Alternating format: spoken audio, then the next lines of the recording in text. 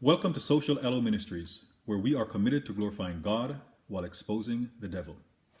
If you were a human resource manager and you found out that someone padded his or her resume and was woefully unqualified for that job, and you fired that individual on a Friday for fraud, but then come Monday morning, you're hiring for the position that is now vacant, and the same individual you fired on a Friday shows up, would you even entertain that individual?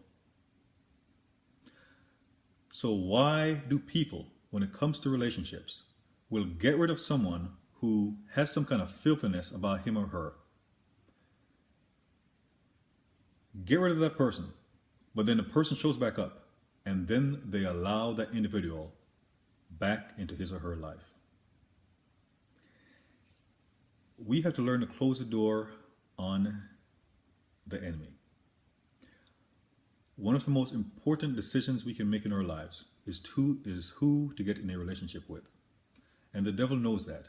And he knows that if he can get the wrong person in your life, it will cause serious issues. Jesus tells us to forgive. We're commanded to forgive. But trust, that is another thing. When a person violates your trust, and especially when the individual proves that he or she is unrepentant, you're going to have to keep that person at a distance. How far? You have to determine. When it comes to a relationship, there's some people where you can't even be friends with them, because in being friends with them, they may try to weasel themselves back into your life, back into that coveted position, which will also block you from potentially being with the person the Lord has ordained for you. Like I said, Jesus commands us to forgive, but trust, that is another thing. And in some cases, trust that is lost will never be regained. In Matthew 18, starting verse 21, then came Peter to him and said, Lord, how oft shall my brother sin against me, and I forgive him? Till 7 times? Jesus saith unto him, I say not unto thee until 7 times, but until 70 times 7. It's like, who's going to do the math to keep up with that? And a part of the reason why the Lord said that number is we shouldn't be keeping count regarding how many times we forgive a person. In fact, forgiveness, a person should not have to ask you for forgiveness. Do it automatically. Jesus tells us that if we do not forgive, then the Heavenly Father cannot forgive us. And it's almost like you're holding on to something in your hand, and the longer you hold on to that, you can't hold on to anything else. So you let go of the unforgiveness, and it creates room for things from the Lord. So we forgive in part so that the Heavenly Father will forgive us. But because we forgive, again, doesn't mean we should let a person into our lives. There are some people who, it could be a relationship. It ends and you can be friends afterwards because you both respect each other and you respect those boundaries and you're not going to cross it. Some individuals, because they're so filthy, you can't have them in your lives, period. And you have to get rid of them. And a part of you knowing that it was a good thing to get rid of that individual is if that individual will stay away. And if that individual is going to make an attempt to return, that he or she will at least repent, become a better person beforehand. But if that person was filthy beforehand, you got rid of him or her, and then he tries coming back just as filthy, or possibly even worse, you made a wise decision, and that is someone you need to keep out of your life. He or she does not respect him or herself, and certainly does not respect you.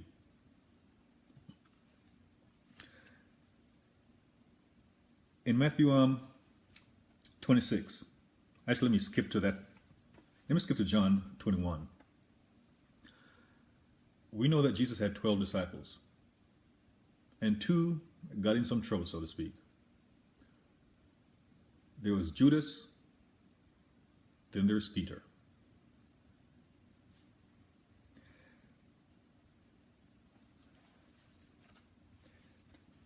And I'll speak about Peter first, since I was speaking about forgiveness earlier, and Peter was the one who brought up the issue.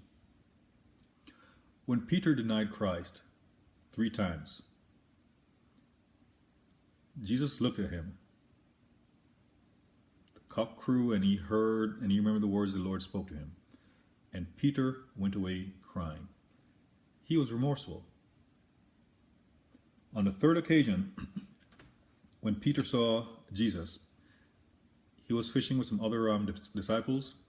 Jesus was on the shore. He told them to cast their net on the other side. They caught fish. When Peter realized it was Jesus, he left the boat, went into the water, and went to Jesus. And it continues. In John 21, verses 15. So when they had dined, Jesus saith to Simon Peter, Simon, son of Jonas, lovest thou me more than these? And he saith unto him, Yea, Lord, thou knowest that I love thee. He saith unto him, Feed my lambs.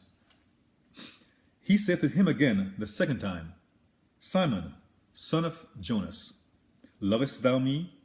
He saith unto him, Yea, Lord, thou knowest that I love thee. He saith unto him, Feed my sheep. He saith unto him the 3rd time, Simon, son of Jonas, lovest thou me? Peter was grieved because he said unto him the 3rd time, Lovest thou me? And he said unto him, Lord, thou knowest all things. Thou knowest that I love thee.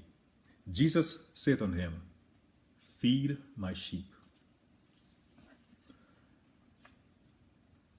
Jesus knew that Peter had a change of heart, and as a result, he could trust him to take care of his sheep, to feed his sheep. When you know a person has repented from his or her filthy or evil ways, do not let that person back into your life, and especially if it's a matter of your heart. Do not entrust your heart with someone who is basically of the devil. Yes, people make mistakes. People learn and grow. They repent. They turn away from those things, and they can become better. But if a person is the same as before, no. In a lot of cases, it doesn't take much for you to know that that individual has not changed. The moment you realize that, take action. Cut the person off. I mentioned about Judas.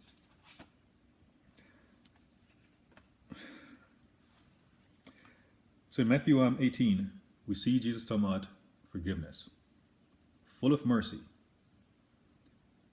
However, with Judas, the Lord said this in Matthew 26, verse 24. The Son of Man goeth as it is written of him, but woe unto that man by whom the Son of Man is betrayed. It had been good for that man if he had not been born. Whoo!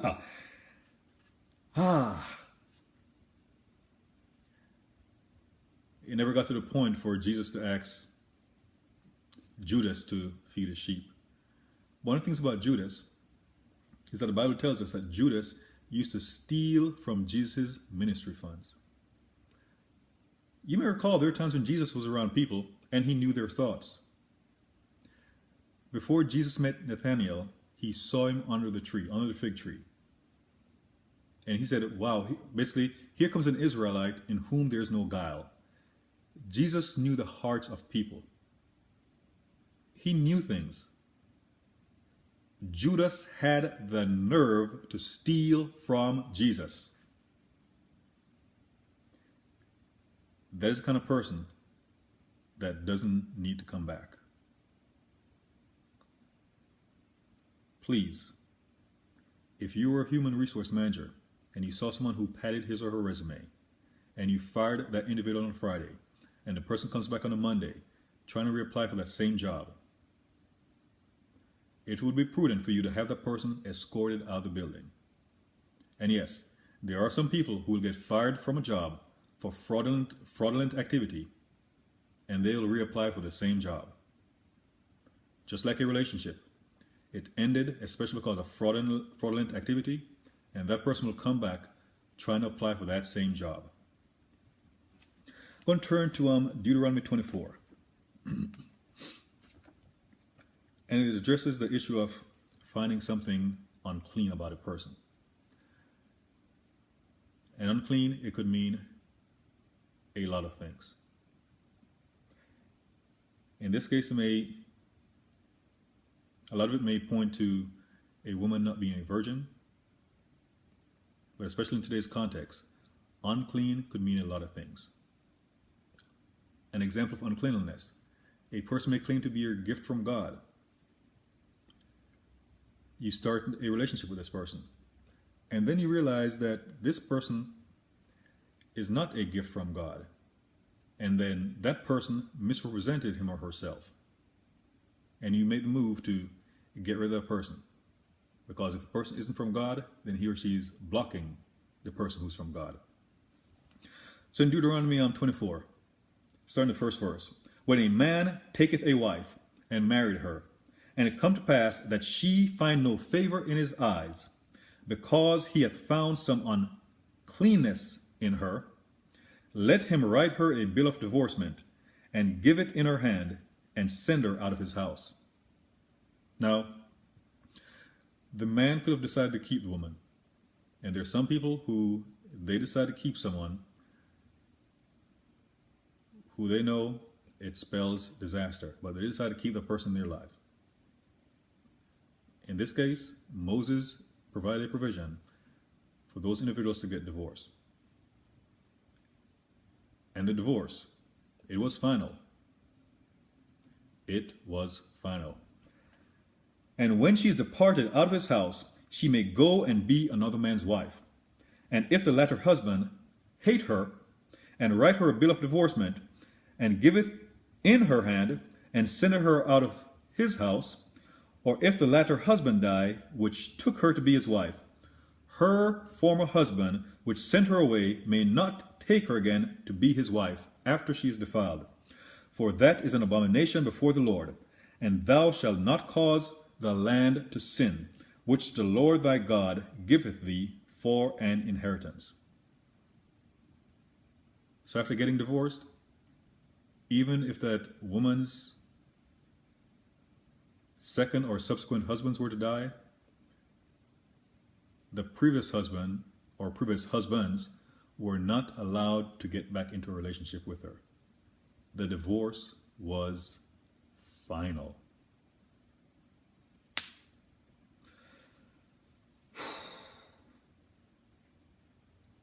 And this describes one woman who two men ended up divorcing. There are times when you get rid of someone, that person moves on to someone else.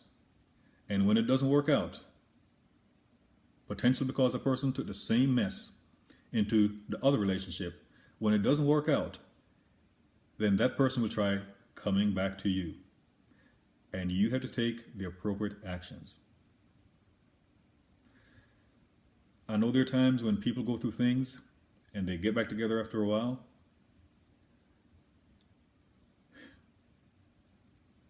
If you're going to consider getting back with someone, there has to be some serious changes. If you start or if you re-enter into a relationship and nothing has changed, you can expect the same results. And if you're in a relationship before and there was no love before, even after changing, it is very possible that there may not be that love the second time around.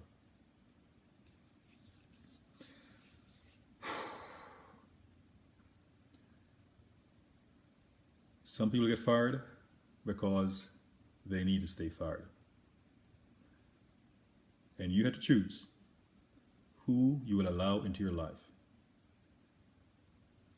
Forgiveness is a commandment. Trust? No.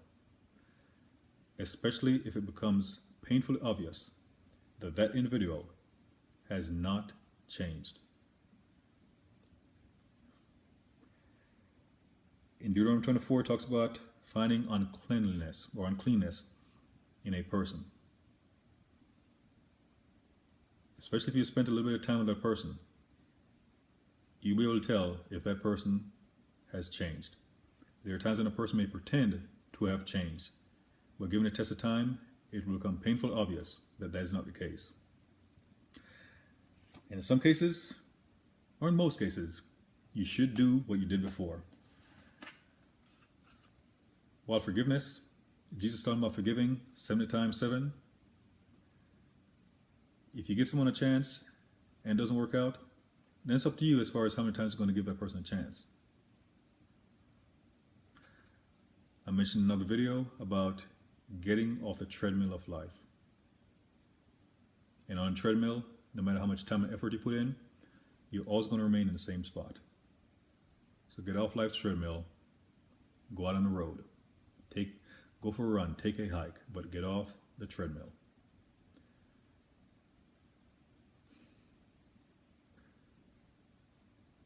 The Lord allows some relationships to fall apart because both people need to stay apart.